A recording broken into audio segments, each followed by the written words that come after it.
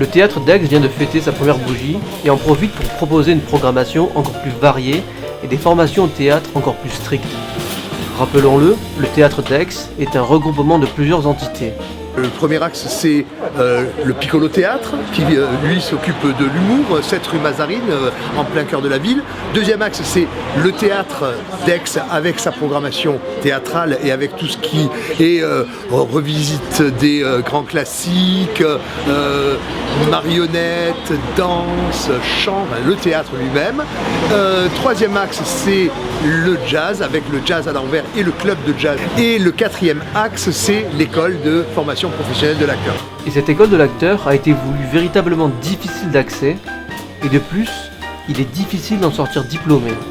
Difficile d'accès parce que une école qui propose 7 professeurs de très haut niveau, c'est une école qui ne peut pas être ouverte comme ça à n'importe qui. C'est pas à n'importe qui vraiment. C'est que dans l'idée, on a envie de gens qui aient vraiment envie de travailler. Et donc on va la sélection s'opère sur des critères de désir de travail, mais aussi de réel travail. Et s'il n'y a pas de travail, eh bien, on n'y reste pas. C'est pour ça que les jeunes gens qui ont été sélectionnés cette année pour rentrer à l'école sont sélectionnés pour le premier trimestre seulement.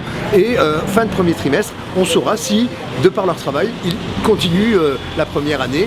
Et ainsi de suite pendant 4 ans, ce système un peu à l'américaine permet de ne garder que les meilleurs. Et si à l'école de théâtre tout le monde n'y entre pas, les représentations sur les planches, quant à elles, sont plus populaires, avec notamment les psychomédiens. C'est un théâtre que je souhaite populaire.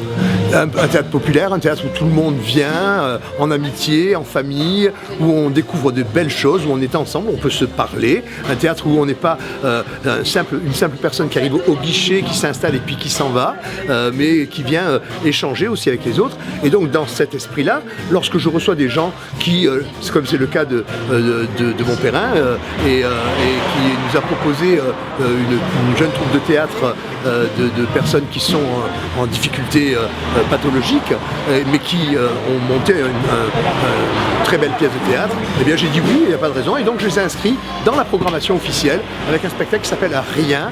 Un spectacle délicieux dans lequel nous comprenons que n'importe quoi, c'est mieux que rien.